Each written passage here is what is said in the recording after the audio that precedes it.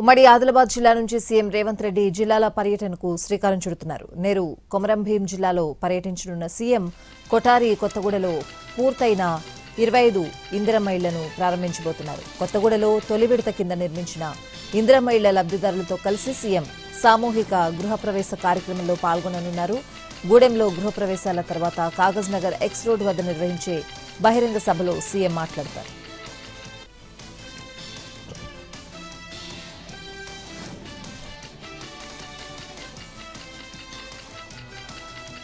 నేడు కాకినాడ జిల్లా తుని నియోజకవర్గంలో సీఎం చంద్రబాబు పర్యటించనున్నారు.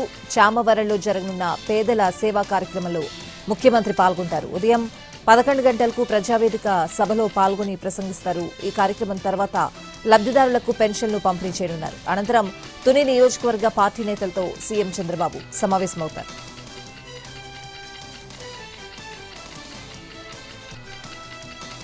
ఇవాళ పశ్చిమ బెంగాల్ కేబినెట్ విస్తరణ జరగనుంది. 35 మంది మంత్రులు ఉదయం 11 గంటలకు ప్రమాణ స్వీకారం చేయనున్నారు. గవర్నర్ ఎన్ రవి వారితో ప్రమాణ స్వీకారం చేయిస్తారు. ఈ నెల 9న సీఎంగా సువేందు అధికారి ప్రమాణ స్వీకారం చేశారు. అప్పుడు 5 మంత్రులు ప్రమాణ స్వీకారం చేశారు. సీఎంతో పాటు 6 సభ్యుల మంత్రివర్గానికి మరో 35 మంది చేరితే కేబినెట్ బలం 41 అవుతుంది. రాజ్యాంగ నిబంధనల ప్రకారం ఏ రాష్ట్రంలోనూ శాసనసభలోని మొత్తం సభ్యుల్లో 15% మించి మంత్రులు ఉండకూడదు. దీని ప్రకారం 294 మంది సభ్యులున్న పశ్చిమ బెంగాల్లో గరిష్టంగా 44 మంది మంత్రులు ఉండొచ్చు.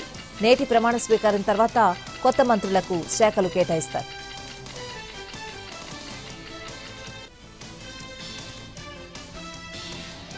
తెలంగాణలో కనీస వేతనాలపై ప్రభుత్వం కొత్త జీవో విడుదల చేసింది. జీవో నెంబర్ 6తో కార్మికులకు భారీ ఊరట కలగనుంది.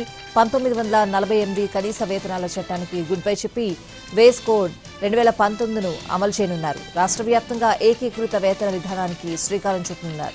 కార్మికులను 4 నైపుణ్య వర్గాలు 3 జోన్లుగా విభజించారు. అత్యధికంగా హై స్కిల్డ్ కార్మికులకు 20,000 కనీస వేతనం చెల్లించనున్నారు. నగదు చెల్లింపులకు చెక్ పెట్టి బ్యాంకు ద్వారా మాత్రమే జీతాలు అందించనున్నారు.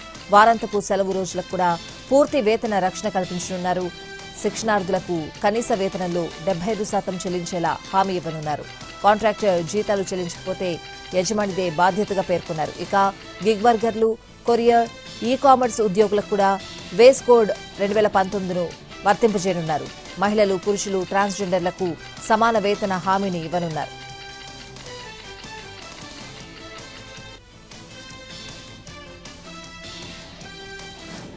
నేడు మరోసారి టీజేఏసీ భూముల వేలం వేయనుంది. రంగారెడ్డి జిల్లా రాయదుర్గంలోని 83/1 సర్వే నెంబర్లోని 5 ఎకరాల 9 గుంటల భూమిని వేలం వేయనున్నారు. మే 28న నిర్వహించిన వేలంలో ఎకరం 237 కోట్ల ధర పలికింది.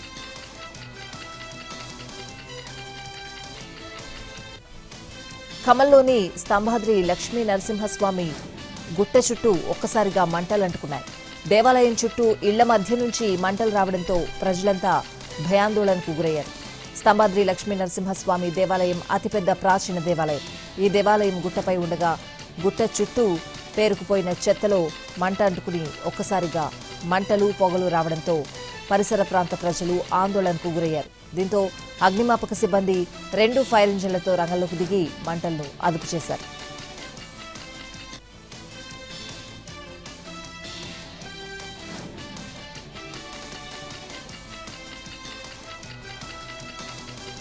మంచిర్యాల జిల్లా చెన్నూరు మండలంలోని అస్నాథ్ గ్రామంలో త్రుటిలో పెను ప్రమాదం తప్పింది. పొలంలో ఎండిన వరి కొయ్యలకు ఓ రైతు నిప్పు పెట్టాడు. అయితే గాలి దుమారం రావడంతో చుట్టుపక్కల ఉన్న పరిసరాలకు ఆ మంటలు వ్యాపించాయి. ఈ ఘటనలో విద్యుత్ మోటార్లు, వైర్లు దగ్ధమయ్యాయి. వీటితో పాటు ఆ మంటలు ఇండ్ల పరిసరాల్లోకి వ్యాపించే అవకాశం ఉండడంతో ఫైర్ సిబ్బందికి సమాచారం అందించారు స్థానికులు. ఘటనా స్థలానికి చేరుకున్న ఫైర్ సిబ్బంది మంటలు అదుపు చేయడంతో ప్రమాదం తప్పింది.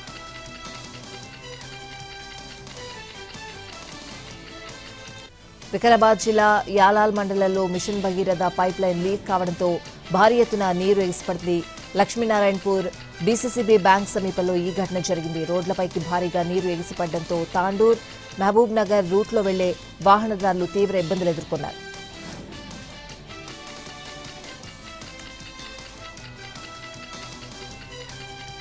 ఆదిలాబాద్ జిల్లా బోధ్ మండలం బాబేరతండాలో అగ్ని ప్రమాదం జరిగింది. పశువుల పాకలో అకస్మాత్తుగా మంటలు చెలరేగాయి. ఇది గమనించిన స్థానికులు మంటల్ని అదుపు చేసేందుకు తీవ్రంగా ప్రయత్నించారు. అయితే ఈ ప్రమాదంలో చూస్తూ ఉండగానే పశువుల పాక దగ్ధమైంది.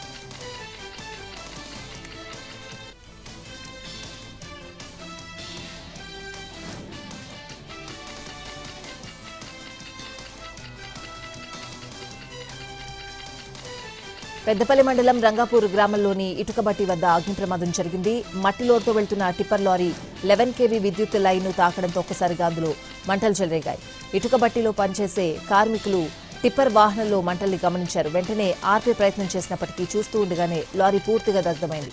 ఈ ప్రమాదంలో ఎలాంటి ప్రాణ నష్టం జరగకపోవడంతో స్థానికులు ఊపిరి పీల్చుకున్నారు. విశాఖపట్నం కేంద్రంగా దక్షిణ కోస్తా రైల్వే జోన్ అధికారికంగా ప్రారంభమైంది. దీనిపై సీఎం చంద్రబాబు హర్షం వ్యక్తం చేశారు. ఇది చరిత్రాత్మక మైలురాయి అని, దశాబ్దాల కల నెరవేరుతోందని ఆయన అన్నారు. నూతన రైల్వే జోన్తో ఉత్తరాంధ్ర రవాణా ముఖచిత్రం సమూలంగా మారిపోతుందని చంద్రబాబు ఆశాభావం వ్యక్తం చేశారు. దీనివల్ల కొత్త ఉపాధి అవకాశాలు రావడంతో పాటు పారిశ్రామిక వృద్ధికి కూడా బాటలు పడతాయని తెలిపారు. రాష్ట్రాన్ని ఒక లాజిస్టిక్స్ హబ్గా మార్చే ప్రభుత్వ లక్ష్యానికి ఈ పరిణామం ఎంతో దోహదపడుతుందని వివరించారు. కొత్త రైల్వే జోన్ ఏర్పాటుతో ఈ ప్రాంత అభివృద్ధి వేగవంతమవుతుందని సీఎం చంద్రబాబు అభిప్రాయపడ్డారు.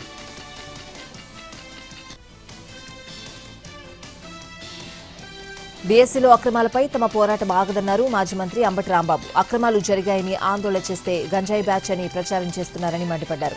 బీఎస్సీలో అక్రమాలపై మంత్రి లోకేష్ ఎందుకు స్పందించడం లేదని నిలదీశారు. స్పోర్ట్స్ రాని వారికి ఆ కోటాలో ఉద్యోగాలు అమ్ముకున్నారని ఆరోపించారు. లడ్డూ కల్తీపై సిట్ వేసిన మీరు బీఎస్సీ అక్రమాలపై ఎందుకు వేరని ప్రశ్నించారు. ఎన్ని అక్రమ కేసులు పెట్టినా పోరాటం ఆపేది లేదని స్పష్టం చేశారు.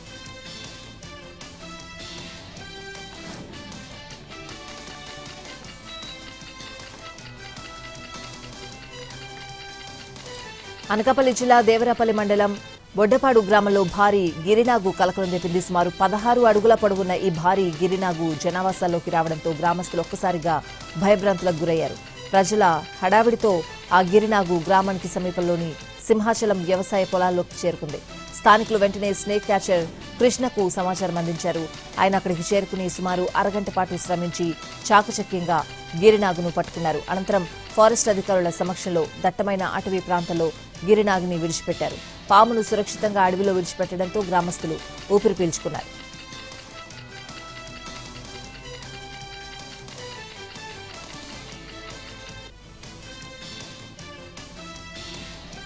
నెల్లూరు జిల్లాలో అకాల వర్షాలు, ఈదురుగాలులు బీభత్సం సృష్టించాయి.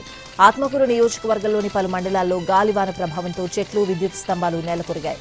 మరిపాడు మండలం డీసీపల్లి వద్ద భారీ నష్టం చోటు చేసుకోగా నందవరం సమీపంలో విద్యుత్ షార్ట్ సర్క్యూట్ కారణంగా శ్రీగంధం తోటలో అగ్ని ప్రమాదం సంభవించి 5 ఎకరాల చెట్లు దగ్ధమయ్యాయి. దీంతో రైతుకు సుమారు 3 లక్షల రూపాయల పంట నష్టం వాటిల్లింది. మరోవైపు పొగాకు వేలం కేంద్రంలో పొగాకు బేళ్లు వర్షానికి తడిసిపోగా సంగం మండలంలోని పలు గ్రామాల్లో వడగళ్ల వాన, ఈదురుగాలులతో ప్రజలు తీవ్ర ఇబ్బందులు ఎదుర్కొన్నారు. చిత్తూరు జిల్లా బంగారుపాలెం కేంద్రంగా సాగుతున్న అక్రమ లింగ నిర్ధారణ పరీక్షల రాకెట్ గుట్టురట్టయింది. రాగిమాను పెంట గ్రామం వద్ద నిర్మాణంలో ఉన్న ఇంటిని అద్దెకు తీసుకున్న కొందరు అందులోనే స్కానింగ్ యంత్రంతో గర్భిణీలకు లింగ నిర్ధారణ పరీక్షలు చేపట్టడం మొదలుపెట్టారు. ఏజెంట్ల సాయంతో గత కొంతకాలంగా రహస్యంగా సాగిన ఈ రాకెట్ను తమిళనాడు వైద్య అధికారులు, చిత్తూరు పోలీసుల జాయింట్ ఆపరేషన్తో ఈ వ్యవహారం బట్టబయలైంది. పోలీసుల దాడి సమయంలో సెంటర్లోని 15 మంది గర్భిణీలున్నారు. లింగ నిర్ధారణ పరీక్ష కోసం ఒక్కో గర్భిణి వద్ద నుంచి 10,000 రూపాయలు వసూలు చేస్తున్నట్లు గుర్తించారు అధికారులు. ఈ దాడిలో 4 అరెస్ట్ కాగా మరో 2 పరారీలో ఉన్నట్లు తెలిపారు. సీబీఎస్ఈ ఆన్ స్క్రీన్ మార్కింగ్ వివాదంపై రాహుల్ గాంధీ మరోసారి కేంద్ర ప్రభుత్వంపై విమర్శించారు. మన్ కీ బాత్లో మామిడి పళ్ల గురించి మాట్లాడడానికి ప్రధానికి సమయం ఉంటుంది, కానీ 18.5 లక్షల మంది విద్యార్థుల భవితవ్యం గురించి మాట్లాడేందుకు తీరిక లేదంటూ మండిపడ్డారు.